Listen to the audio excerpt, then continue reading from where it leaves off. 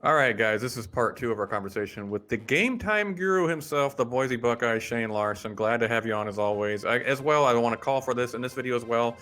Please subscribe to the video if you do enjoy what you're watching. We're trying to get to be the YouTube partnership program at 1,000 subscriptions. We will do a giveaway at 1,000.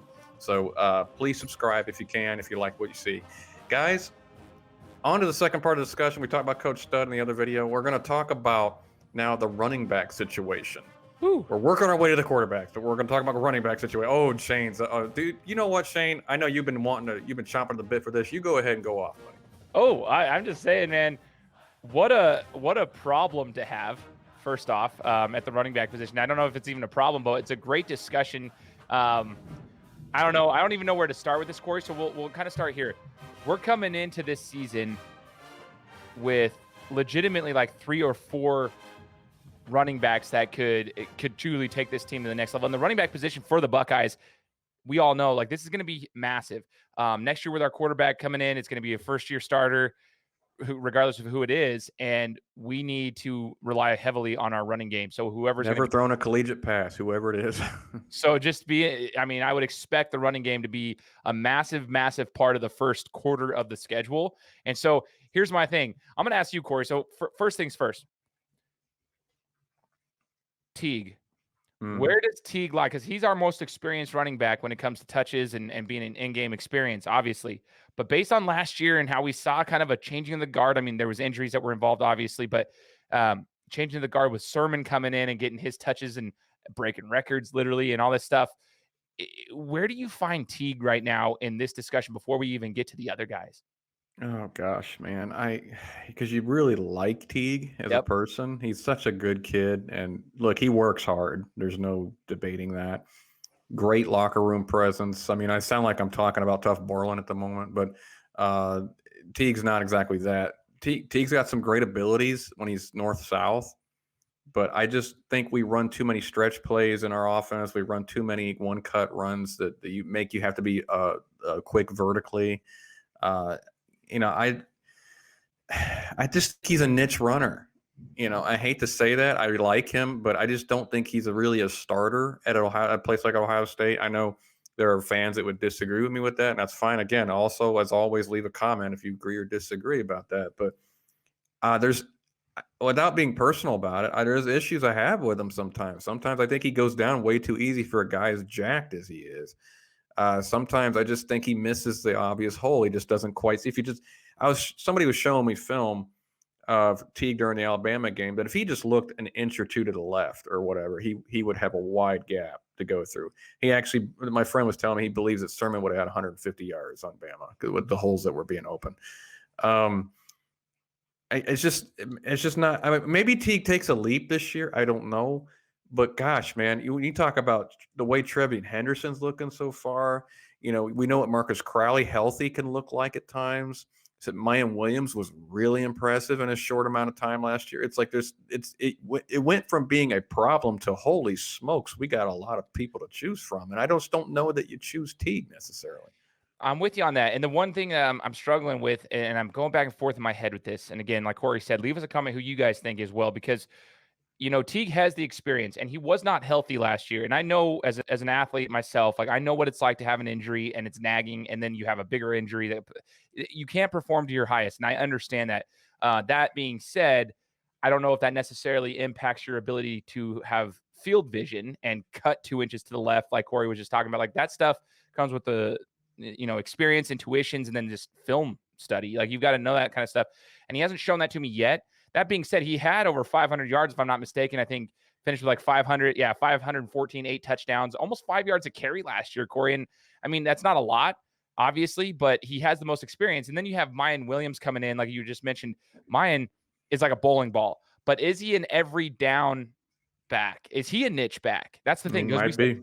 Teague was a niche back, we think. But is Miyan a niche back? I'm just having a really hard time with this, who I think can actually handle it, because whoever it is going to be getting a lot of touches. So who, in your opinion, is the most durable of all these guys we just mentioned? Who's the most durable? Durable's tough because they all get injured except for Miyan so far. Well, he got COVID, but that to me doesn't count as much as an injury necessarily. It's just a freak thing. but he only had 10 carries or so last year, so it's kind of like durable. I don't know. Teague's been injured. He gets injured all the time. I mean, he just does. He's just in spring practices. TreVeyon Henderson and Evan Pryor, I can't say yet because they haven't had any real game experience. And Crowley has not been durable. I mean, this is going to be one of those situations where if you get hurt, you may just be left in the dust because there's so much talent behind you. You better just try to do your best to stay healthy. And it worries me a little bit that some guys are going to be playing injured, not really kind of, I don't want to say lying about their injury, but kind of like, no, I feel okay, I can play, when they really probably shouldn't. But if everything's equal, right? As far as experience, as far as talent goes, to me, Crowley should be the starter. But again, I'm not Tony Alford. I don't have anywhere near the qualification to say who should be the starter. That's my opinion as a fan. I think Crowley offers the best upside for right now, but I think Henderson has the brightest future of all of them. Ooh, that's a good point. Because I was just about to say, I actually believe that Miyan Williams should be getting the start just based on my, and again, I'm right there with you. I'm not in the day-to-day. I don't see every single thing. We have a very small sample size of what Williams can bring, but he runs with a chip on his shoulder. I love that. He runs hard, he runs physical, but we don't have a sample size of him as far as like what he can do day in and day out. But I'm also with I think Henderson, I got to see how he performs, how he continues to improve. And then once he like gets the reps and gets into the collegiate game, just like the speed of everything with our system and let us see what he's got. I think he has the brightest future, but I'm going with Williams getting the starting spot over Teague. And honestly, I'll be real. This might be a hot take. I could see Teague potentially slipping to third or fourth on the depth chart. And I know that sounds awful, even with the experience that he has. If even if he's healthy, I could potentially see him slipping down to the younger talent. But Johnny Bullitt brings up a good point when he's ever on the show, and when he's talking to us privately. There is a rule at Ohio State that the most seniority of players need to play, no matter what. It seems it just doesn't matter, and that's been in my opinion, has been an unfortunate thing, because I think a guy like Henderson, while he may not know all the coverages yet, he may not know all the blocking procedures yet, he may not know all the entire playbook yet, he might not get him a handful of plays. You can get him in the game, right? Because I mean, you look at his practice film that's being now. Granted, we're not seeing the mistakes either, so they're not going to highlight the mistakes. But you watch him making people look silly. And I don't think Teague has that ability to make people just look goofy in the open field. Miyan Williams does at times. He certainly did that linebacker at Clemson. My goodness, he made him look silly. And then he trucked Nolan Turner, which was that might be one of my favorite runs of the year. And again, Crowley has that one cut ability, where I've noticed him in the past, where he can find that hole quickly.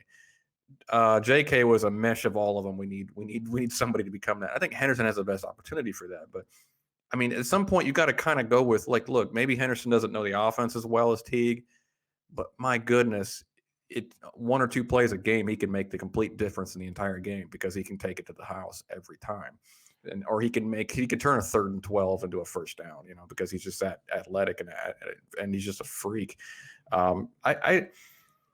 I don't know, man. I think Teague will probably start and play a lot of the season just because of the new quarterback, and they're going to need to protect him. And Teague is the best pass protector of all of them that we've seen so far, and they're going to need him on third downs, especially when we need to pass out of third down.